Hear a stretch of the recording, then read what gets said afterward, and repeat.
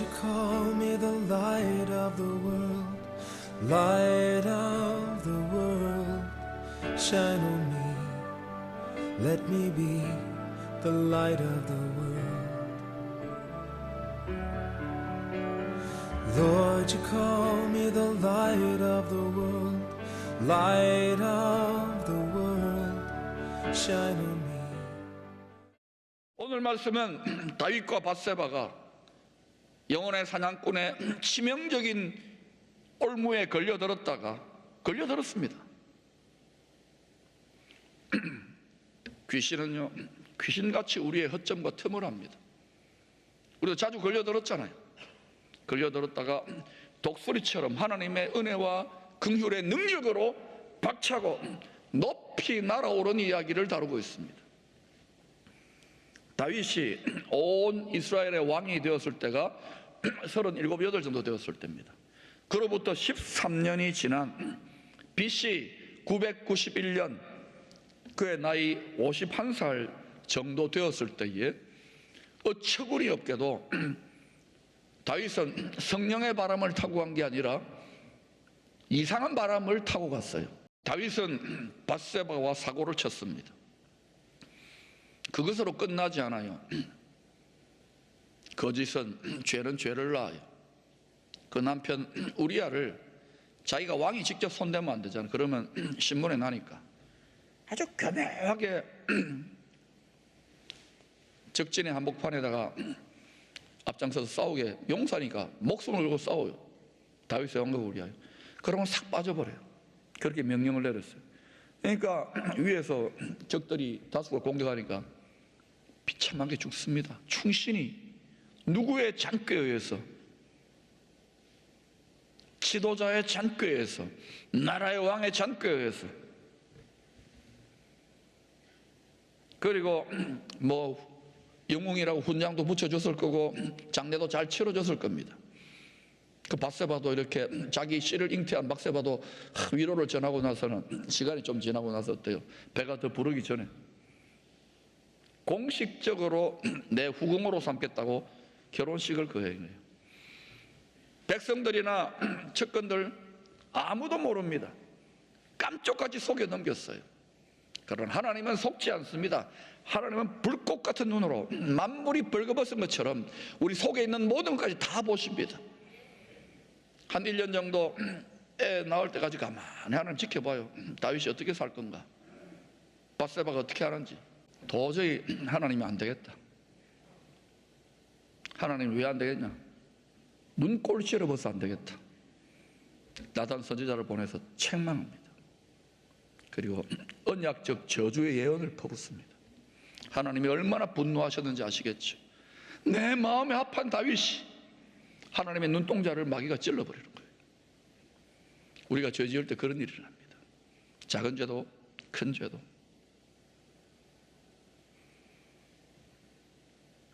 나단이 비유를 들었어요. 직접 이야기했다가는,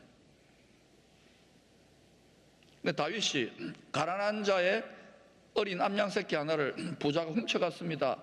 왕이시 어떻게 해야 되겠습니까? 판결을 듣고 싶습니다 하니까 5절에 보니까 다윗이 뭐라고 하느냐, 같이 읽어보십시다. 시작. 다윗이 그 사람으로 말미암아 노하여 나단에게 이르되 여호와의 살아계심을 두고 맹세하노니 이 일을 행한 그 사람을 마땅히 죽을 자라. 이런 천벌을 받을 놈이 있나? 죽여야 되겠다. 다윗은 지금 자신에게 사형 선고를 내렸습니다. 옳았구나. 나단 선지자가 그 말을 듣고 다윗을 책망합니다. 나단이 다윗에게 이르되 당신이 그 사람이라. 그랬을 때 다윗이 제정신이 돌아옵니다. 맞습니다. 내가 죄 지은 그 사람입니다. 다윗은 지혜로운 자였고 하나님을 사랑하였기 때문에 그때 비늘이 벗겨진 거예요. 껍질이 벗겨진 거예요. 눈이 열린 거예요. 내가 죄인이구나. 화로다 나여 내가 죽게 되었구나. 이걸 깨닫는 거예요. 남의 죄가 크게 보입니까? 그래서 불행하다고요? 여러분 아직 크리스찬이 뭔지를 제대로 모르는 거예요. 이 시대에 얼마나 많은 하나님의 복음을 전하는 자들이 기도를 많이 드리는데도 왜 응답이 안 됩니까? 교회가 기도를 많이 왜 안 됩니까? 이 세 번째로 악에 다 걸려 있습니다. 오늘 이 부분을 풀 수 있기를 축원합니다. 이 결박은 풀어질지어다. 그러면 여러분, 댐에 수문이 열리듯이 여러분의 삶에 하나님의 긍휼히 여기시는 능력이 나타날 것입니다. 행복해질 거예요.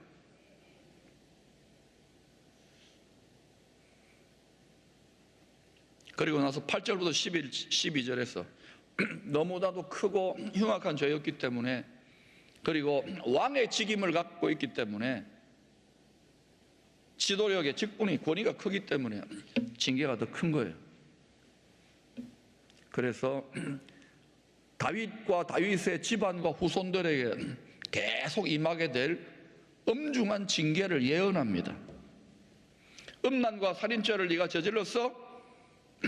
너 그리고 너의 집안의 후손들까지 음란의 영에, 그리고 사망과 폭력의 영이 계속해서 끝날까지 계속될 거야. 무서운 저주지요. 어떻게 하나님이 다윗의 죄 고백 이후에 하나님은 다윗의 죄를 사하고 죽이지는 않겠다고 합니다. 죄를 고백했기 때문에. 그러나 14절에 보니까 이 일로 말미암아 여호와의 원수가 크게 비방할 거리를 얻게 하였으니 당신이 낳은 아이가 반드시 죽으리이다 하고. 여러분, 우리가 하나님과 언약 맺은 백성이 죄 지으면 안 되는 거예요. 죄를 짓잖아요. 그러면 크면 큰 대로, 작으면 작은 대로 우리에게 원수가 있습니다. 영혼의 사냥꾼이 있습니다. 이놈들은 밤낮 참소합니다. 재판장 앞에서 저 예수 믿고 언약을 세웠다는 저 친구가 저렇게 사는데 어떻게 복을 줍니까? 도적질하고 죽이고 멸망시킬 합법적인 명분을 누가 내어줍니까?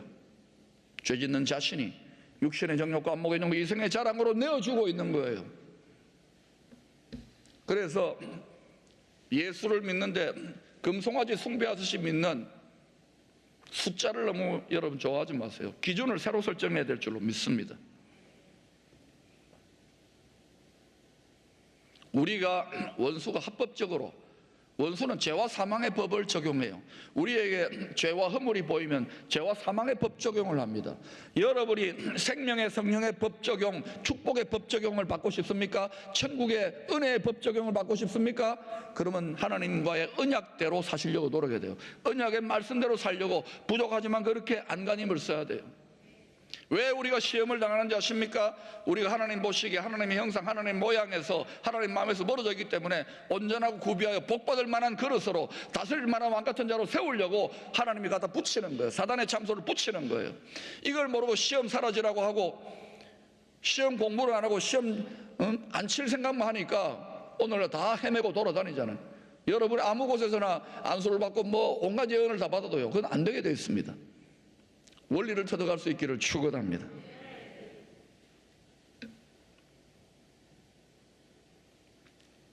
아기가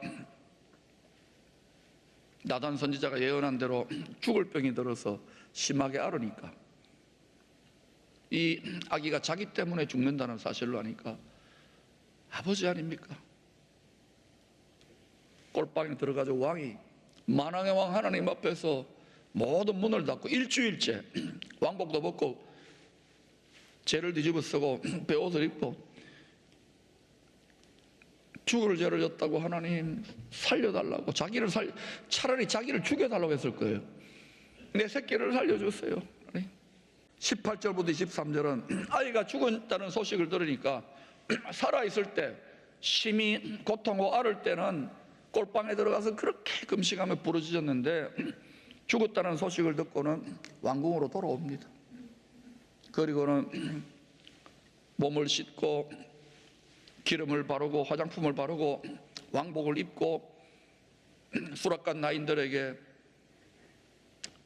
상을 차리라 그래가지고 밥을 먹습니다. 금식을 푼 거죠. 그러니까 이 다윗의 심령을 모르는 신하들이 애가 살아있을 때는 통곡하며 울고 꼴방에 들어가 있더니 죽었다 하니까 왜 저러는지 모르겠다. 그게 다윗의 수준하고 수준이 다른 거예요. 다윗은 지금 말하냐? 내가 왕이지만, 한 나라의 왕이지만 나를 왕으로 세우신 만왕의 왕 하나님 앞에 혹시라도 내 죄를 사하시고 내 자식을 살려주실 수 있을지, 하나님의 진노의 징계를 돌이킬 수 있을지 간절히 기도했는데 하나님이 안 돼 한 거예요. 근데 안 돼 한 하나님의 노라고 하는 응답을 불평하고 원망하고 40일금씩하며 데모한 게 아니라 하나님의 뜻으로 받아들이는 거예요. 이게 여러분 보통 성숙한 게 아닙니다. 이 자리, 기도의 오메가 포인트, 기도의 절정의 자리는 어디냐? 내 뜻대로 마옵시고 하나님 아버지의 뜻대로 하옵소서입니다. 24절 25절의 말씀은 바로 이어서 솔로몬을 낳은 것처럼 기록되어 있는데 그렇지 않습니다.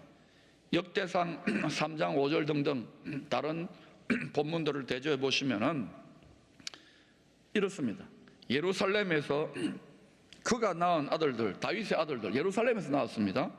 이러하니 시므이와 소밥과 나단과 솔로몬 네 사람은 다 암미엘의 딸 바수아가 누구냐면 밧세바입니다. 밧세바의 소생이요. 그러니까 첫째 아들이 죽고 나서 두 사람 사이에 시므아, 소밥, 나단 세 명의 자녀가 낳아지고 네 번째 막내 아들로서 솔로몬이 태어난 거예요. 첫째 아이가 죽었을 때 그때가 다윗의 나이가 한 52세 정도 전후됐을 것입니다. 정확한 거는 틀렸다 그러지 마세요. 학자들도 추정하는데 대충 비슷해요. 52살 정도. 그 후에 밧세바와의 사이에 세 명의 자녀를 더 낳았잖아요. 그리고 네 번째 자녀입니다. 여러분 한번 계산해 보세요. 아무리 공장을 열심히 돌렸다 하더라도 52살부터 자녀 4명 낳으면 다윗의 솔로몬을 얻었을 때 다윗의 나이가 몇 살 정도 되었을까요? 저는 공장을 부지런히 돌렸다고 생각하고 이 조커를 이해를 못 하시네. 58에서 60 사이 정도 됐을 겁니다. 50대 후반.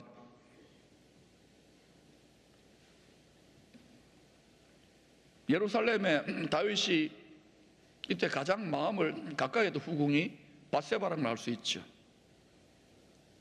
다윗이 58에서 60 정도 되었을 때가 바로 오늘 본문 24절과 25절의 배경입니다. 50대 후반의 다윗이 51세쯤에 영혼의 사냥꾼이 오랫동안 설계해 놓은 치명적인 올무의 덫에 걸려든 이후에 나단 선지자의 예언대로 다윗이 왕노로 됐던 40년 중에서 50대, 60대, 20년 그 정권의 말기에는 수많은 시험들이 있습니다. 언약적 저주가 임해가지고 그 영광과 권력의 절정이 지탱되지 못하는 거예요. 여러분의 가정에, 우리의 삶에, 이 나라의 영광이 계속 지탱되려면 죄 때문에 망하는 것이 전쟁이 아닙니다. 다른 이유 때문에, 전염병 때문에 망하는 것이 아닙니다. 경제공황 때문에 망하는 것이 아니에요. 백성도와 지도자들이 죄를 떠날 때 하나님의 영광이 계속 지켜지는 것입니다. 기쁨의 교회도 마찬가지예요. 74년의 영광이 더 복되게 영광을 지키려면 죄에서 떠나야 됩니다. 철저하게 떠나야 됩니다.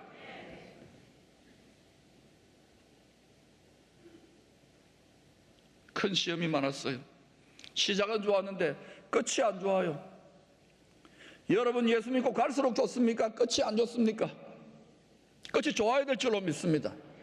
오늘 이 말씀을 듣는 모든 분들은 갈수록 더 좋기를 축원합니다. 의인은 7번 자빠지고 원수의 올무와 시험에 걸리더라 또 일어나서 온전하고 구비하여 조금도 부족하며 성장하여 올라가 독수리처럼 날아오르는 갈수록 끝이 좋은 영광스러운 성도들이 다 될 수 있기를 축원합니다. 특별히 다윗은 이후에 60대에 접어들어가지고 BC 979년부터 BC 973년 60대에 7년 동안 밧세바, 자기 부인의 할아버지죠.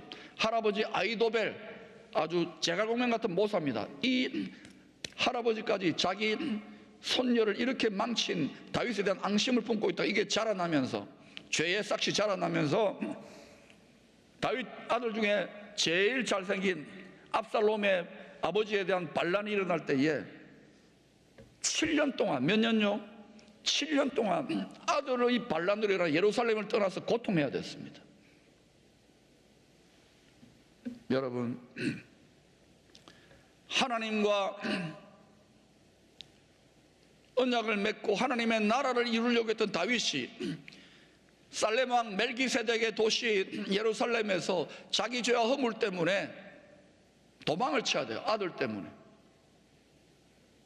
그때 여전히 하나님의 은혜와 은총이 있다는 사실을 깨닫고 다윗 왕의 편에 줄을 섰던 신하들과 그를 따르던 백성들은 예루살렘에서 떠났어요. 그런데 압살롬, 모반자 압살롬, 다윗 발꿈치도 못 따라오는 압살롬과 그리고 그와 함께 했던 신하들과 백성들은 예루살렘을 중심으로 7년 동안 자기들의 나라가 이루어졌다고, 하나님의 나라가 아닌 세상 나라가 이루어졌다고 떵떵거리면서 자랑할 때에 만왕의 왕의 뜻을 따라서 하나님께서 아이도벨의 세상의 잔꾀와 지혜를 깨뜨리시고 7년의 대환란과 고통을 다 통과한 다음에 만왕의 왕의 뜻대로 왕이 귀환하여 다윗은 4년 동안 예루살렘에서 왕 노릇을 4년 더 하다가 파란만장한 일생을 70 나이에 죽습니다.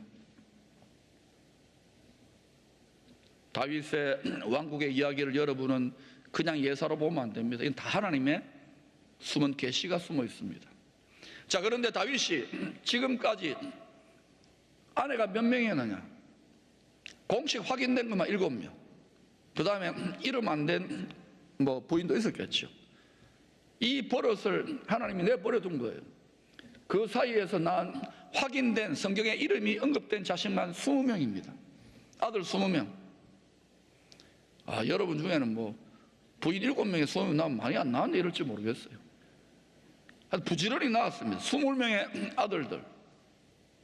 그런데 그 20명 중에서 밧세바와의 사이에 낳은 막내 아들, 4번째 아들, 전체로서는 10번째 아들 솔로몬이 오늘 24절 25절 본문에 유독 이름이 뭡니까? 다윗이 어떻게 이름 지었습니까? 솔로몬 평강의 아들이라. 그리고 또 나단 선지자가 와가지고 또 합세해가지고 여디디야 여호와의 사랑을 입은 자라고 그렇게 확정해 줍니다. 그 뜻이 무엇일까요? 다윗은 일생을 하나님의 뜻을 위하여 피 흘리는 살벌한 목숨을 건 전쟁을 해왔습니다. 그리고 지금은 자기 인생의 가장 치명적인, 자기가 정죄를 당하고 자기 왕국이 하나님 나라를 지향하는 왕국의 정체성이 흔들리는 가장 힘든 죄와 사망의 권세와 싸우고 있는 거예요. 하나님의 언약, 다윗과 맺었던 영원한 나라의 언약이 무너질 판 아닙니까? 다윗 인생의 가장 치열한 싸움을 싸우고 있는 거예요. 하나님이 자기의 은혜를 거두어 가셨나? 하나님이 자기를 돌보지 않나? 하나님이 긍휼을 베푸시지 않나? 하나님이 위로를 베푸시지 않나? 회개는 했지만 마음이 너무너무 고통스럽습니다. 그런 가운데 함께 이 사망의 가장 음침한 골짜기를 50대부터 인생 후반전에 부부되어 걸어갔던 다윗과 밧세바, 누구보다도 하나님을 향하여 간절히 찾고 구하고 구했습니다. 왕입니다. 왕비입니다. 그런데 이 세상 그 어떤 것으로도 위로가 안 됩니다. 만족이 안 됩니다. 맛있는 걸 먹어도 권력이 더해져도 전쟁에 이겨도 이게 여러분 성도의, 신령한 성도의 모습입니다. 헛배 부른 거 아닙니까? 무엇을 구하고 구합니까? 그러나 목마른 사슴처럼 구하고 구했던, 가장 암울하고 낮은 골짜기를 통과했던 다윗과 밧세바 부부에게 하나님은 4번째 막내 아들 솔로몬을 통하여 다윗도 그 아들을 평강의 아들로 해서 너는 내같이 전쟁 치지 말고 평강의 사람이 되라. 여러분 똑바로 하셔야 돼요. 이 세상의 원수 마귀의 나라가 가장 사람들을 미혹해 하는 것이 위장 평화 공세입니다. 속으면 안 돼요. 세상의 끝날에 하나님을 대적하는 자들도 온 세계에 평화를 주고 안전을 주겠다고 사람들을 속이고 성도들을 미혹할 것입니다. 제대로 영적으로 분별하시고 진리의 말씀으로 분별할 수 있기를 축원합니다. 영적인 싸움, 믿음에서 나는 싸움, 진리를 지키기 위한 투쟁이 없이 적당한 평화와 평강은 여러분 하나님이 원하시는 평화가 아닙니다. 예수님이 주는 평강의 왕의 평화가 아니에요. 그건 위장 평화예요. 얼마 못 가서 다 깨지고 부서지고 뽀록납니다. 왜 우리가 지금 진리의 싸움, 믿음에서 난 싸움을 싸우고 있느냐? 힘들지만 이 세상의 시대 정신과 맞짱을 뜨고 있느냐? 전능하신 하나님의 능력을 의지하여 참된 하나님의 평강, 절대로 빼앗길 수 없는 천국의 평강을 다운로딩 받기 위해서라는 걸 기억하십시오. 여러분, 마귀는 파퓰리즘의 귀재입니다. 싸우지 않고 평화롭게 해주겠다. 거기에 온 세상 사람이 줄을 서요. 그러나 여러분이 성소수자가 아니라 진리의 소수자일지라도 이 믿음의 선한 싸움, 진리의 칼을 들고 성령의 검을 들고 싸우는 말씀의 대가지부를 싸우며 주님 앞에 굳건하게 서는 그리스도의 용사들이 되시기를 축원합니다. 고생이 좀 되고 마음고생이 있겠지만 주의 때에 놀라운 반전이 일어납니다. 앞으로 여러분 열방 가운데 주님 오실 이때가 가까운 때에 열방에 준비된 용사들을 열방에서 일으킬 것입니다. 방방 일으킬 것입니다. 거기에 기쁨의 공동체도 포항도 한몫할 수 있기를 축원합니다. 25절에 보면은 그가 아들을 낳음에 그의 이름을 솔로몬이라 하니라. 여호와께서 그를 사랑하사 선지자 나단을 보내 그 이름을 여디디아라 하시니 이는 여호와께서 사랑하셨기 때문이더라. 다윗이 믿음에 사는 싸움을 싸워 너는 평강을 살아라. 부모 잘된 덕분에 솔로몬은 하여튼 태어나려면 막내로 태어나야 돼. 그래서 평강이 된 거예요.